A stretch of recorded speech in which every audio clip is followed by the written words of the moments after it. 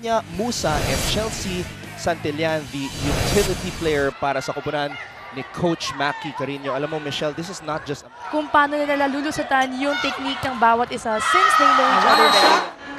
As you mentioned earlier, si Musa ang kanyang protege dito sa Lady Blazers. Figures checking out the intense action ng NCAA volleyball dito ngayon sa arena sa lungsod ng San Juan. Sana nag-enjoy kayo. Anton Rojas po kasama si Michelle Gumabaw, and of course at courtside we have Siege Tantenko. On the side of Benil, receiving that ball once again. Quick attack para kay Rania Musa, the prodigy, the future, ayon kay Coach Maki Carino. She is at her what year, Anton? /NCAA. Suyat pounding it off the block. Puntos para sa Perpetual at magandang energy na kanilang pinapakita ngayon, Michelle. Ganda ng ginawa ng Lady Altas. Free ball para sa Lady Altas. Quick attack na naman para sa Perpetual. Puntos para kay Colleen Bravo, another member of the last championship of the Lady Altas. Magandang simula ng kupunan ni Coach Sammy Acailar. 25-16. Maitabla ang ating laban ngayon.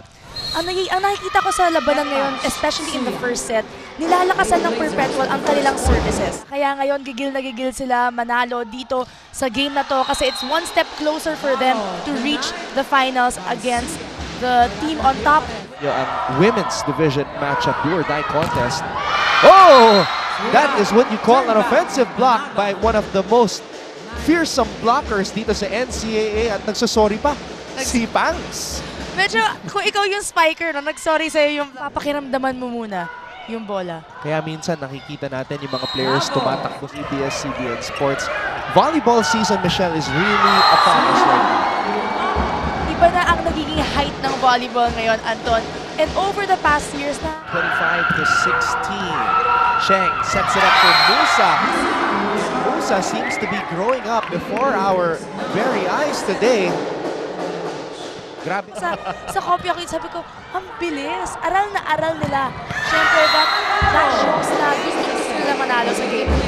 Samantala, Janine Navarro hitting her strongest ball of the afternoon, and that leads to a set number 2 victory para sa College of St. Benil Lady Blazers. Ang sinabi mo kanina, Michelle, dahil 11 versus 9, 2 more than their opponents. Siguro yan na rin ang naging deciding factor dahil yung squad full force ang dala-dala nila for today's game. Doon tayo nakapwesto sa ating weekend. Samantala, Janine Navarro nakahanap ng butas sa depensa ng Lady Altas. Ni Coach Sammy ng pagkakataon na maglaro. Shaira Umandal on the floor, number 12 right now para sa Lady Altas, and a lot of power on that hit, that power tip. Panoorin natin muli, Michelle. Kanina pa to, Anton. Set up for Dagil, popped up by Bravo.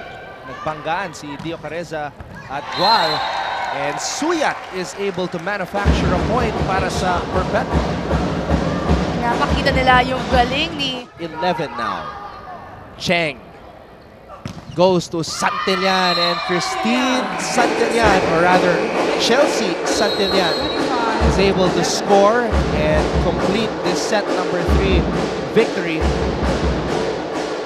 Maganda ang naging distribute. Very convincing win for that third set. Alam mo, Michelle, ang ina-average ng CSB sa blocking is 10 blocks per match. Naman sa ating mga libero ang nakakapuntos, but a lot of points coming from the spikers and the blockers. Meanwhile, Colleen Bravo. As of now, Suyat has 10 attacks, Bravo with 7 points, and Clemente 4 points. Even Clemente is scoring a little under her usual average for today's game. So, talagang kailangan ng gumising ng CSB Lady Blazers. And just like you, Michelle, dating PBB alumna itong si Tricia Santos. Oo nga pala. Medyo nakalimutan ko yun.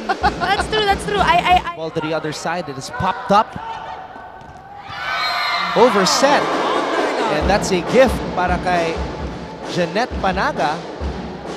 Power tipping it for a point.